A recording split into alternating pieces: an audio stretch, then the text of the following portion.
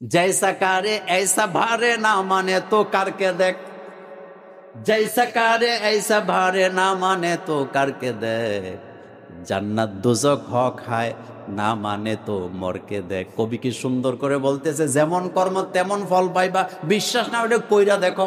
আগুনে হাত দিলে হাত, বিশ্বাস না হলে দিয়ে দেখেন, পূর্ব নেই। কবি বলতেছে জৈসা কারে ऐसा ভারে না মানে তো কারকে দেখ, জান্নাত দোজখ হক হায় না মানে তো মরকে দেখ। জান্নাত সত্য, জাহান্নামও সত্য, বিশ্বাস না হইলে তুই মইরা দেখ। হুয়াল্লাযী আরসালা রাসূলাহু বিল হুদা ওয়া দীনিল হক লিইয়ুযহিরাহু আলাদ দীনি কুল্লি। ও নবী, আমি আপনাকে দুনিয়াতে পাঠাইছি সমস্ত মতভেদের উপরে আপনি দিনকে বিজয় করে দিবেন। এই জন্যই আমি নবী আপনাকে দুনিয়াতে পাঠিয়েছি। আল্লাহু আকবার বলেন। দুনিয়াতে আমরা আসছি, থাকতে আসছি নাকি? না, থাকতে আসেননি। সেজন্য ভালো সন্তান রেখে যান, ভালো সন্তান। আপনি চোর, বাটপার, গাঁজাখোর এ ধরনের সন্তান রেখে গেলে আপনি আজীবন বদদুয়া পাবেন মানুষের। আর যদি নেককার সন্তান রেখে যান, তাহলে আপনার জন্য দোয়া আসেনি? আমার কলেজার ভাইয়ানো, আন আবি হুরায়রা রাদিয়াল্লাহু তাআলা আনহু قال قال رسول الله صلى الله عليه وسلم اذا مات الانسان انقطع عنه عمله। হযরত আবু হুরায়রা বলেন, রাসূলুল্লাহ সাল্লাল্লাহু আলাইহি ওয়াসাল্লাম বলেছেন, যখন মানুষ মারা যায় তার আমলনামা বন্ধ হয়ে যায়, ইল্লা মিন সালাসিন, কিন্তু তিনটা আমল কখনো তার বন্ধ হয় না। এটা কিয়ামত পর্যন্ত সওয়াব পেতে থাকবে। সুবহানাল্লাহ পড়েন। কয়টা আমল? মনোযোগ আছে? কয়টা আমল? ইজা মাতাল ইনসান, যখন মানুষ মারা যায়, ইনকাতা আনহু আমালু, তার সব আমল বন্ধ। ইল্লা মিন সালাসিন, কিন্তু তিনটা আমল কখনো বন্ধ হবে না। এক নম্বরে সাদাকাতুন জারিয়াতুন, সদকায়ে জারিয়া কোনোদিন বন্ধ হবে না। এই মসজিদ বানাইছেন, দুনিয়া থেকে চলে যান, কোনো সমস্যা নাই, মসজিদ থাকবে যতদিন, আপনিও সওয়াব পেতে থাকবেন ততদিন। এটা যদি বুঝতাম, নিজের বাড়িঘর বাদ দিয়া আগে মসজিদ তৈরি করতাম। একটা মাদ্রাসা তৈরি করে গেছেন,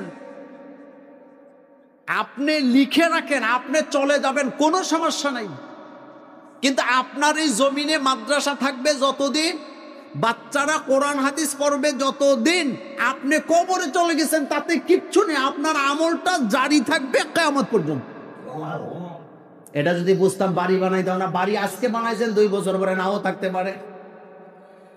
বাড়ি বানাইয়া 1 বছর পরে বাড়ি বিক্রি করে দেওয়া লাগে, হাজার হাজার ঘটনা আছে না নাই? কিন্তু আপনি যদি মাদ্রাসা বানান অথবা মাদ্রাসা করেন, মসজিদ করেন, আল্লাহর জাতের কসম করে বলি, আপনি চলে যাবেন, আমল নামা আপনার বন্ধ হবে না, আপনি কবরে থাকবেন, আপনার কবরে এখান থেকে সওয়াব প্রতিনিয়ত যেতে থাকবে। এই কথা মোল্লার না আল্লাহ, মোল্লার কথা না আল্লাহর কথা। এরপরে রাসূল কারীম সাল্লাল্লাহু আলাইহি ওয়াসাল্লাম বলছেন, ওয়া ইলমুন ইউনতাফাউ বিহি, এমন ইলম যেই ইলম দ্বারা মানুষ উপকৃত হয়েছে। আপনি সূরা ফাতিহা পারেন, আরেকজনকে সূরা ফাতিহা শিক্ষা দিয়ে গেছেন, এটার দ্বারা আপনি কবরে সওয়াব পাবেন। কিন্তু আপনি রবীন্দ্রনাথের সারে গামা পাদা নিশা শিখাইছেন বাচ্চাদেরকে, তারা যতদিন গান গাইব কবরে মাইর আছে না না? কথা বলেন না কেন? হেতে গান শিখাইয়া মরে গেছে, তো ফেরেশতারা তারে সুমা দিব নি মিয়া? जैसा करे ऐसा भारे ना माने तो करके देख, जैसा करे ऐसा भारे ना माने तो करके देख, জান্নাত দোজখ হক হায় না মানে তো মরকে দেখ। কবি কি সুন্দর করে বলতেছে, যেমন কর্ম তেমন ফল পাইবা, বিশ্বাস না হলে কইরা দেখো। আগুনে হাত দিলে হাত, বিশ্বাস না হলে দিয়ে দেখেন, পূর্ব নেই। কবি বলতেছে জৈসা কারে ऐसा ভারে না মানে তো কারকে দেখ, জান্নাত দোজখ হক হায় না মানে তো মরকে দেখ। জান্নাতও সত্য, জাহান্নামও সত্য, বিশ্বাস না হইলে তুই মইরা দেখ। তো মরলে আর আসতে পারবো নি? কপালে যে মাইর আছে এতে কোনো সন্দেহ? দুনিয়ার কোন নবী দুনিয়াতে আইসা মানুষের গান শিক্ষা দিতে আইছিল? বলেন, জোরে বলেন, গান শিক্ষা দিতে আসছে? তো নবীর উম্মতের গানের টিচারের দরকার পড়ে।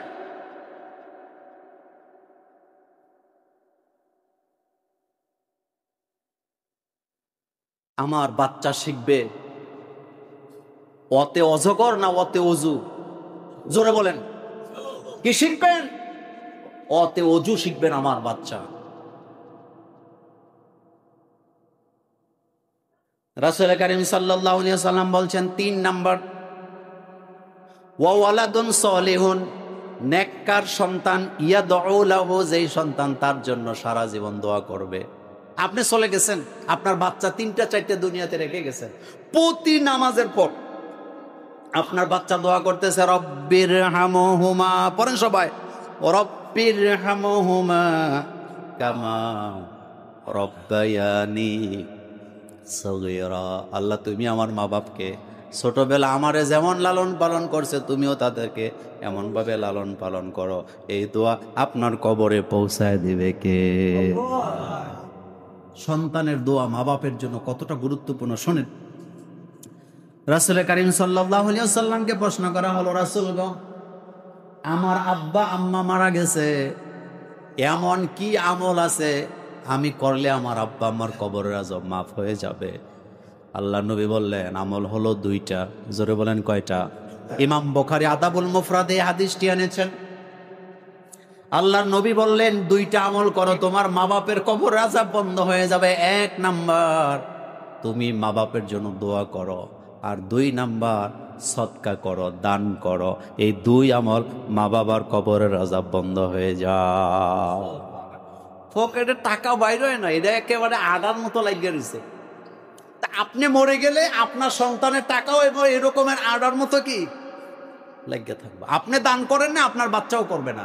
আপনি দান করবেন, আপনার বাচ্চা শিখবে যে আমার বাপ তো আমার দাদার জন্য দান করছে, সুতরাং আমিও আমার বাপের জন্য দান করব।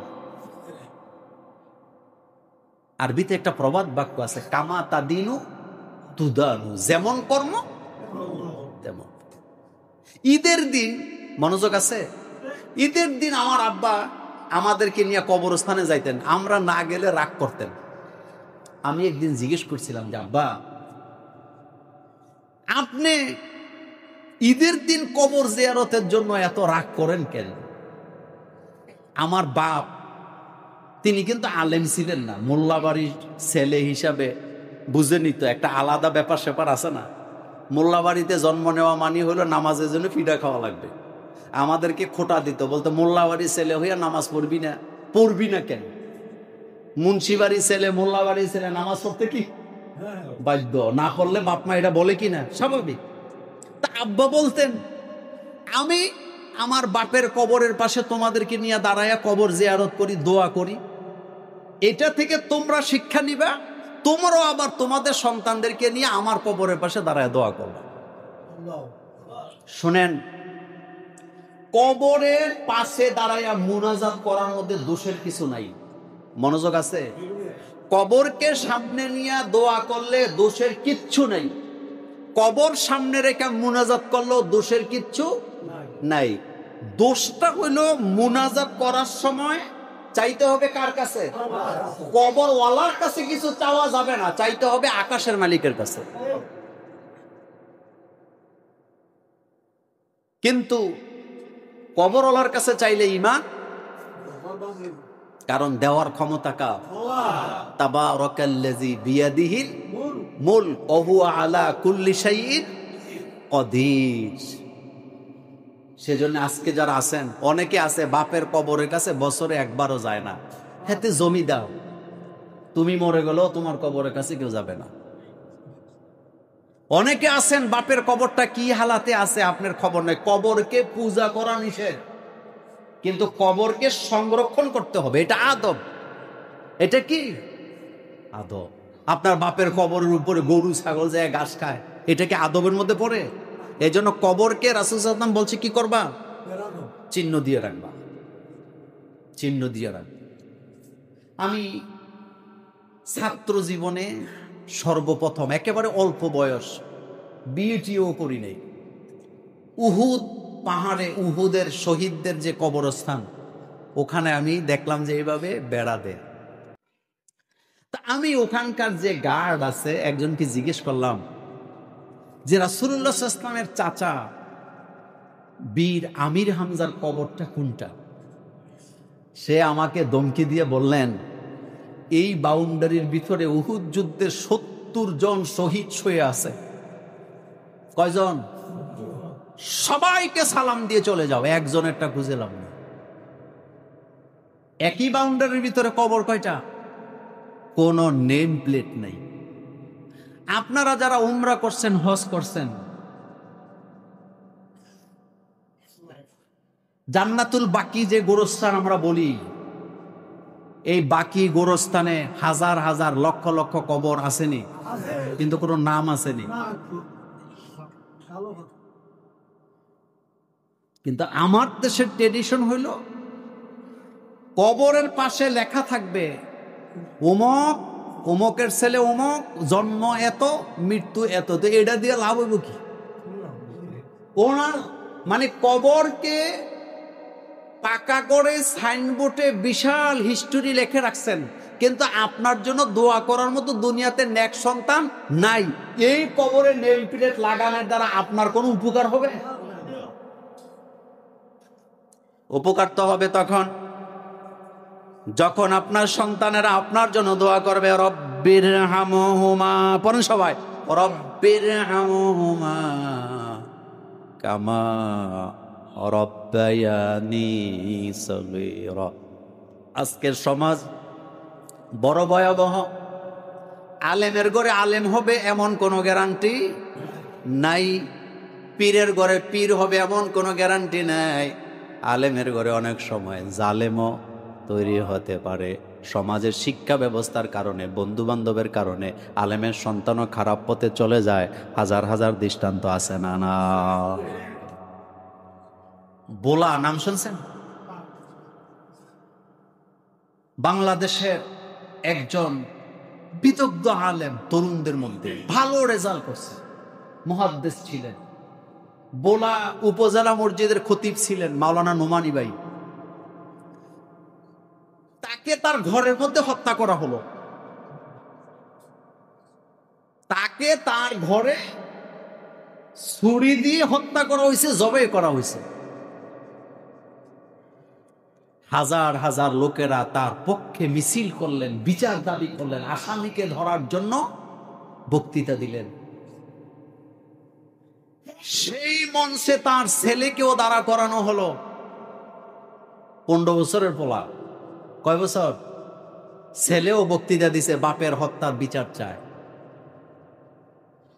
কিন্তু ভয়ানক যেই জিনিস, সেই জিনিসটা হলো পরবর্তীতে দেখা গেল পুলিশ খুঁজতে খুঁজতে এই হত্যা কোনো ক্লু নাই, কারণ ওই লোকের কোনো শত্রু নেই, কারোর সাথে লেনদেন নাই, ব্যবসায়িক ঝামেলা নাই। তো মারলোটাকে কে? হত্যা করলো এত ভালো মানুষটাকে?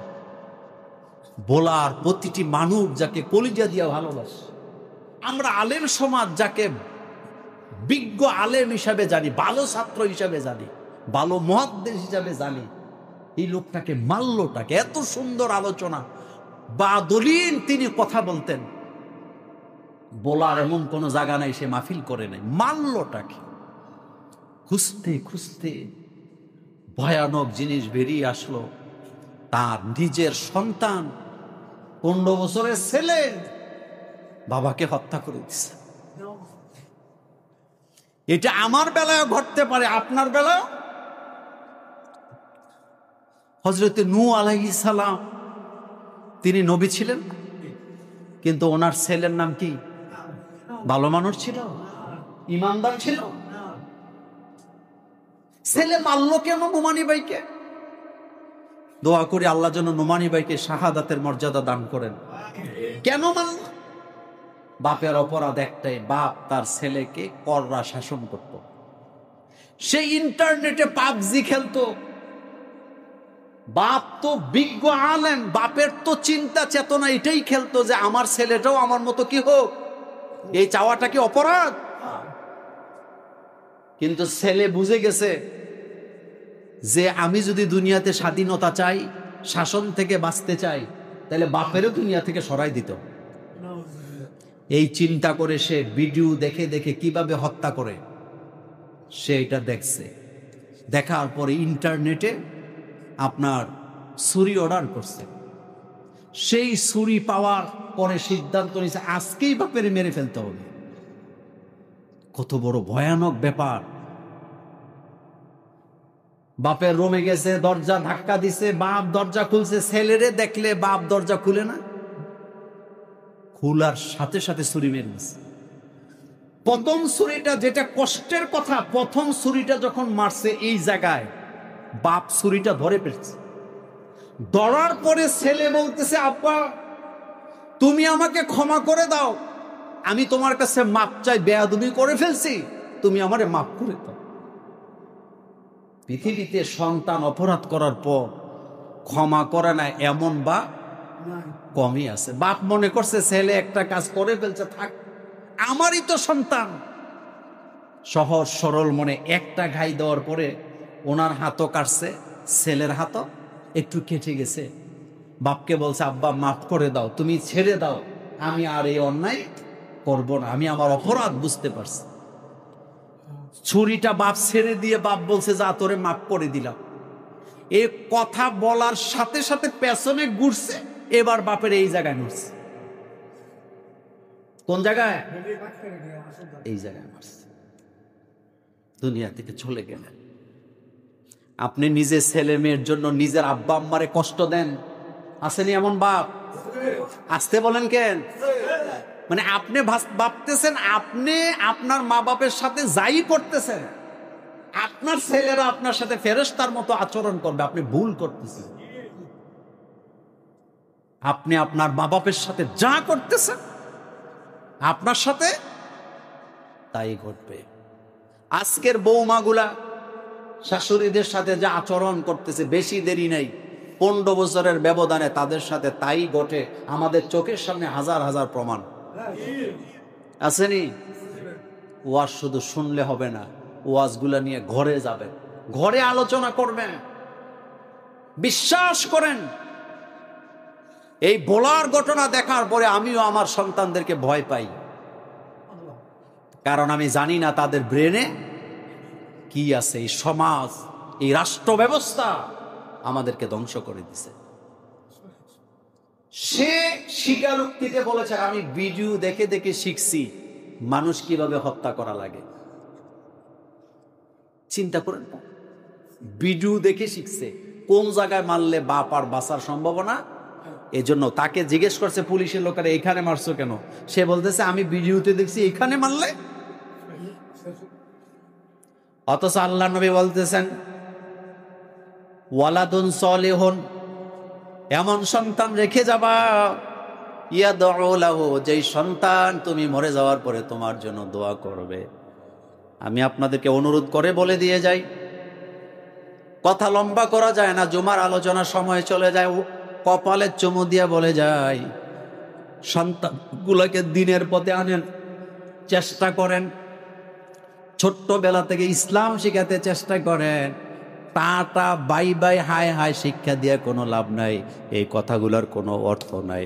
বাচ্চাকে সালাম শিক্ষা দেন, আদব কায়দা শিক্ষা দেন, দোয়া শিক্ষা দেন। আপনি মরার পরে বাচ্চারা প্রাণ খুলে আপনার জন্য দোয়া করতে ভুলে যাবে না। বাচ্চারে মা বাপে শিখায়, তোমার আঙ্কেলদের টাটা দাও। আচ্ছা, এনে যারা আছেন বলেন, টাটা অর্থ কি? তোমার আন্টিরে হাই বলো, হাই। তো আরবিতে হাই অর্থ তুই মরি যা। আমাদের বাচ্চারা শিখবে আসসালামু, জোরে বলেন আসসালামু। আপনার ছেলে আপনি হাফ প্যান্ট পরে ঘুরে, আপনার মেয়েটা আগামী বছর এসএসসি পরীক্ষা দিবে, বাপের সামনে হাফ প্যান্ট পরে আইয়ে, আর বাপ মনে করে মাশাআল্লাহ আমার মেয়ে তো আলটা রুচি। এরকমের রুচিহীন পরিবার আসেনি সমাজে? আমার বাপ আমাকে বলতেন, কোন খারাপ কাজের দিকে নজর গেলে 3টা চিন্তা করবা। কয়টা? এক নাম্বার চিন্তা করবা আমার বংশ কি, 2 নাম্বার চিন্তা করবা আমি করিটা কি, আর 3 নাম্বার চিন্তা করবা এটা রেজাল্টটা কি। কথা কিন্তু সত্য, কথা কি। আজকে যারা আছেন আপনাদেরকে বললাম 3টা চিন্তা করবেন। 1 নাম্বার চিন্তা আমি কে, আমার বংশ কি, আমার পরিবারের মর্যাদা কি। তাইলে আপনি খারাপ কাজ করতে আপনি চিন্তা করবেন আমার বাপেরও তো মানুষে ভালো জানে, আমি খারাপ কাজ করলে তো আমার বাপেরে গালি দিব। আমার বংশ তো ভালো বংশ, আমি খারাপ কাজ করলে আমার বংশকে তুলে মানুষে গালি দিব। আর 2 নাম্বার চিন্তা করবা যে এটা, 3 নাম্বার চিন্তা করবা রেজাল্টটা কি। ভালো কাজের রেজাল্ট, খারাপ কাজের রেজাল্ট কি কখনো ভালো হয়? আসতে বলেন কেন, ভালো হয়? আপনার ছেলে মেয়েরা হাফ প্যান্ট কিনে দিতে আপনাকে বলছে কেন? আপনি এমন মেয়েকে লালন পালন করতেছেন যেই মেয়ে পর্দাটাকে কোনো কিছুই মনে করে না।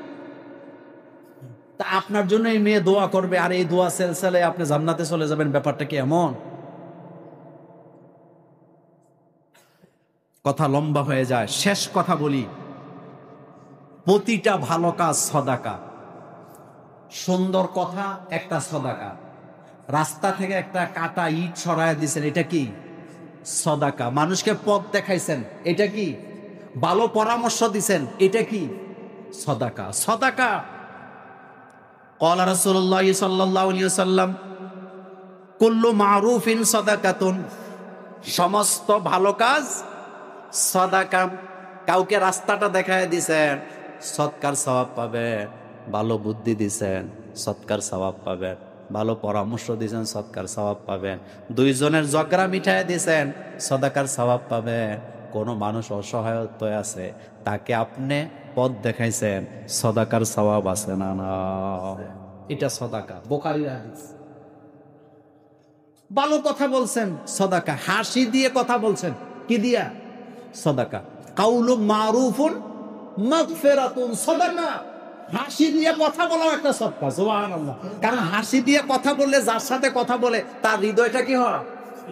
খুশি হয়। সুবহানাল্লাহ বলেন, সুবহানাল্লাহ বলেন। মুসা আলাইহিস সালাম যখন ফেরাউনের কাছে দাওয়াত নিয়ে যাচ্ছিলেন, কোথায়? ফেরাউন কি ভালো মানুষ? হেতে ক্ষমতার মালিক, চেয়ারে বসে আছে। মুসা আলাইহিস সালাম যাচ্ছে তার দাওয়াত দিতে। কিসের দাওয়াত? দ্বীনের দাওয়াত। তো যখন রওনা দিছে, আল্লাহ রাব্বুল আলামিন মুসাকে ডাক দিয়া কয়, কুলা লাহু কাউলাল লাইয়িনা। ও মুসা, যখন তুমি ফেরাউনের সামনে যায় কথা বলবা, খবরদার মেজাজ গরম করে কথা বলা যাবে না, মুখ কালা করে কথা বলা যাবে না। কুলা লাহু কাউলাল লাইয়িনা, মিষ্টি মিষ্টি ভাষায় কথা বলবা। সুবহানাল্লাহ। ভাইজি, একজন নবীকে, কারণ আল্লাহ তো জানে মুসা আলাইহিস সালামের রাগ কদ্দুর, এজন্য বলছে তুমি যখন কথা বলবা মিষ্টি ভাষায় হাসি দিয়ে কথাটা বলবা। তাহলে লাভ হবে 2টা। 1 নাম্বার লাভ হবে, হয় সে তোমার কথা মানবে, নতুবা তোমার কথায় সে ভয় পাবে। সুবহানাল্লাহ। ভাইজি, লাভ কয়টা? হাসি দিয়া ওয়াজ করলে এটার একটা মজা আছে নি? হাসতে হাসতে দিবে, তাইলে এটা রিঅ্যাকশনটা কি হবে? নরমাল হবে। আল্লাহ পাক বলতেছেন তুমি মিষ্টি মিষ্টি ভাষায় দাওয়াত দিবা, তাইলে লাভ কয়টা হবে? হয় কথা মানবে, না হয় ভয় পাবে। তো ভয় যে পাওয়াইলা, এটাও তো একটা সফলতা, এটাও একটা কি সফলতা। আল্লাহ যেন আমাদেরকে বুঝার তৌফিক দান করেন, আমরা বলি আমিন।